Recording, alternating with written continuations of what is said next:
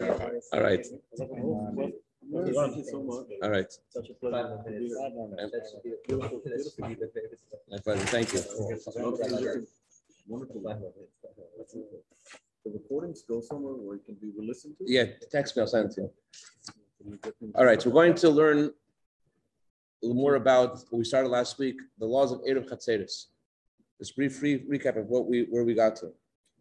Eruv Chatzeiros means that if you live in a courtyard where there is other Jews living there, in order for you to be able to carry from your house to the yard or from your house to another person's house, you all have to join together, and you all join together by everyone putting bread into one basket in one person's house.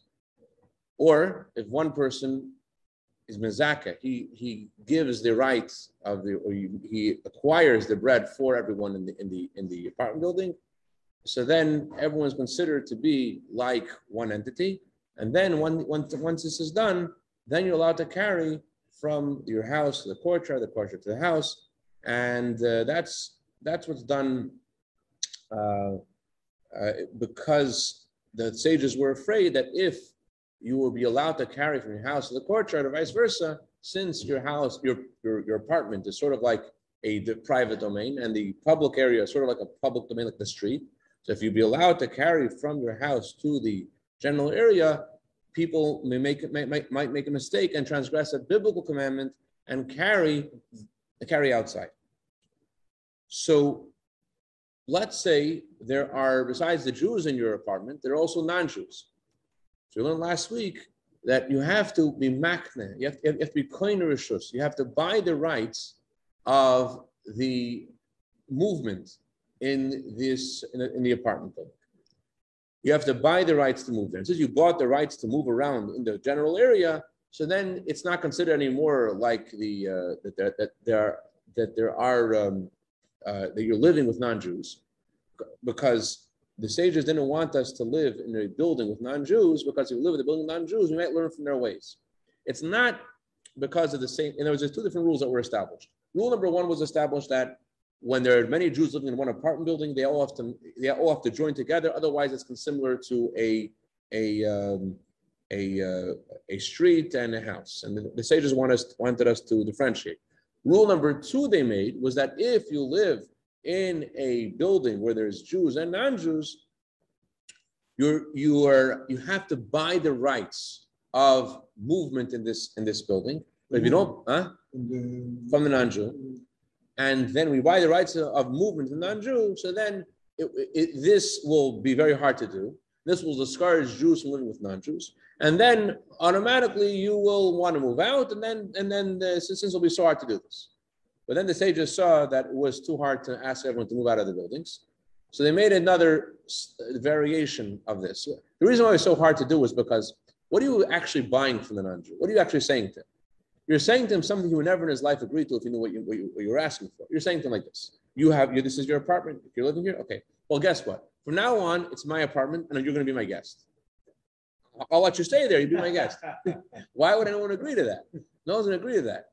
So the sages established you don't have to actually ask him to give you the rights for him to move around the apartment building to live there. You're just buying.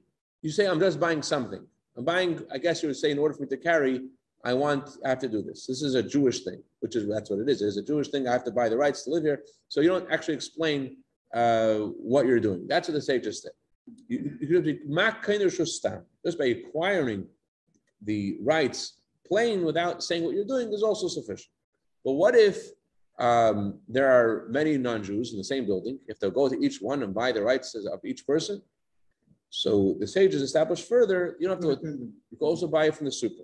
You hear last week, how'd you know? You know the halacha, it's very good. You go to the super. The super has, the language in halacha is not super. It doesn't say the word superintendent in halacha. In Shulchan Aruch, it says the words, the lekitoi, peilei, schirei, someone who's employed by the owner of the building. And then, even if the owner of the building protests and says to you, let's say you meet the owner of the building. You say, I have this Jewish thing and here's $5. Can I? Like, no, I'm not interested. it's still sufficient for you to go over to the super and to do it from the super. Or not just from the super, from any person that is working there in the apartment building. So the sages, even though it's not really that guy's right, that guy doesn't have the right to really give that to you, but the sages said that's sufficient in order to satisfy this additional angst that they wanted to give us. We shouldn't decide to live among Gentiles. That's sufficient. That's enough to satisfy this halachic requirement. But there's a few problems with buying it from a super. Problem number one, here's a scenario where no Eruv will be needed. Let's say people are guests in your home on Shabbos. People guest in your home, you don't have an Eruv. Just because you have a bunch of people living in the same house, just like your children, you don't need to have an Eruv with your children. So too, if people come to your house as guests on Shabbos, you don't have to have an Eruv. Similarly, if there are three conditions which are similar to that, you also don't need to have an Eruv. Let's say I have an item I'm the owner of the apartment building, and I have an item that cannot be moved on Shabbos because it's muktzah, and it has to stay there on Shabbos. I'd say it's my refrigerator, and I have a refrigerator in your apartment, and it can't be moved. And I'm living in the building as well. The owner, I'm living in the building, and it's my apartment, and I'm just renting it to you. And I have an object in there that can't be moved. If they have these three things, number one, you're only renting. Number two, I'm living in the same building. Number three, I have an item in that building. In that scenario, even if there's old Jews living there, I would not need to make an Eruv Chatzeiros. That's considered like we're all one entity because I have something there. But although usually when you rent an apartment, there's a stove, often there's a fridge that comes with the apartment. But in regard, it's a little bit different. The owner of the apartment building doesn't always live there. Usually, the owner of the apartment building doesn't necessarily live in the. Number two, the superintendent, he's not really working in your house. The Alter Rebbe says you're allowed to rent space to someone working in your house. You're not working in your house. You're working in the courtyard. He fixes things in the courtyard. If something breaks in the courtyard, the garbage has to be taken out, that's his job. But he doesn't work in your house. The Alter Rebbe says there has to be someone working in your house. So that's why there's a question. A janitor would be better, it would seem. But even the janitor doesn't work in your house either. Handyman. Okay, so the super and the handyman, the same thing. They come occasionally to your house. That's why you would think that perhaps that's sufficient. So really, the superintendent isn't the owner. But there's three reasons why he should work, and even each of these reasons aren't really satisfactory, but all three reasons together make the super work. Reason number one why it should work is because there are items that the owner has in your house. Well, that doesn't really work because I'm renting those items. They're not his anymore. If my refrigerator is in your house and I have pizza there, so I'm using the refrigerator, it's one thing. But if you're renting my house, you're also renting the refrigerator too. So it's not like I have an item in your house, number one. Number two, the fact that the super is working there, he's not really working in your house itself. He's just working in the court. If you invite him sometimes, that's called working in your house. It's working in the yard, working in the courtyard. But because of all the reasons together, we can consider the super as indeed being considered sufficient to rent from the super, and that's what people do. Okay. Should we one more halacha, or should stop here? All right, one more like this. Let's say you don't do an Eruv. You don't do an Eruv. In Crown Heights, there are a lot of houses in Montgomery which have the following scenario. Okay, it's going to get too complicated. Try to make it very simple. Okay. If you do not make an Eruv, right, you're allowed to carry from one courtyard to the neighboring courtyard. You're not allowed to carry from your house to the neighboring courtyard. So let's say you have through the courtyard. Your courtyard is adjacent to the courtyard next door, and even if there's a fence in the middle, you're still allowed to carry from your courtyard to the neighboring courtyard. You can't carry from your house to the neighboring courtyard, but you could carry from the courtyard to courtyard. We learned last week, if let's say Donnie comes to my house, right, and he takes off his hat in my house, so he's not allowed to carry his hat from my house to the courtyard. Why? Even though it's my house, in my house it's all one domain. But since the item when Shabbos entered was not in this domain, it wasn't part of this area. So you're now allowed to move something from the house to the courtyard, which wasn't in this domain.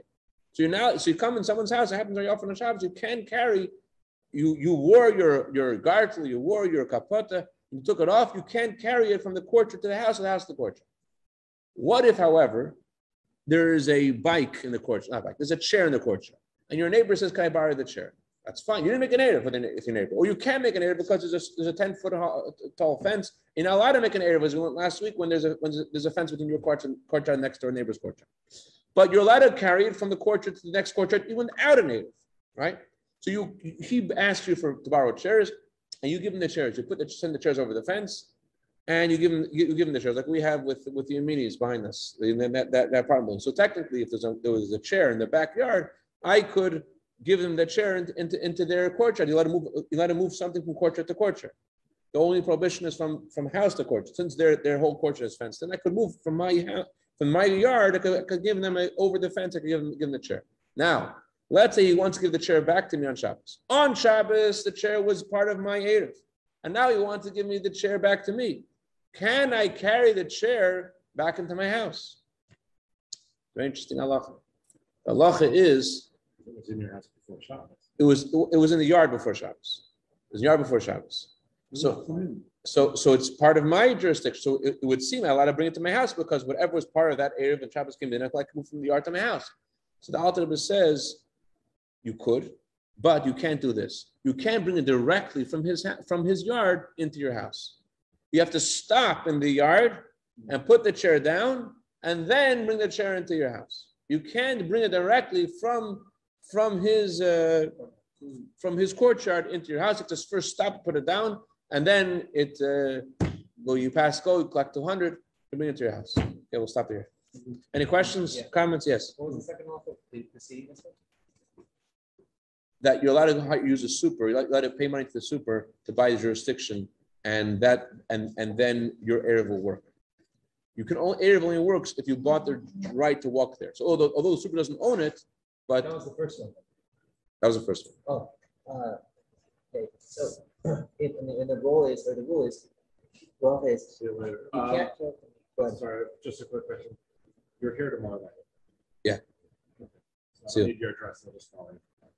You can also text me if it doesn't work. Yeah. So the chair is where it starts, just leading into Shabbos is what its defined jurisdiction is. Right. So it can't be carried from your house that started there. It can't be carried to the courtyard setting. Well, it can't be carried where? From your house to the courtyard, even though you established an area. To my own courtyard? Yeah, to your own. It came when Shabbos came in. It was part of my yard, so it's fine. Okay, so then the restriction. If I bring your hat into my house, I can't bring your hat. You're not to carry from your house to the courtyard items which weren't part of that Eruv. Okay. Because So it's mine. I brought it into your house. Right, or I can't carry it either. It's not part. It's not part of the Eruv. So I can carry it from my house to the yard. Now, the chair was part of my jurisdiction, so I could carry from the chair from the yard to my house. Right. But if it got moved to my neighbor's yard, which is kosher on Shabbos to do, If there was adjacent courtyards. adjacent courtyards, from yard to yard is okay. Right. I can move directly from his yard into my house. Did you and Rabbi use miracle? That's a miracle. Have you had to use that? Have you got to use that? No. Maybe. Question. Also. It would seem the same. The hat. So is it considered carrying from that point once it's taken off the head, even if it's put back on the head? When you wear it, it's not considered carrying. Okay.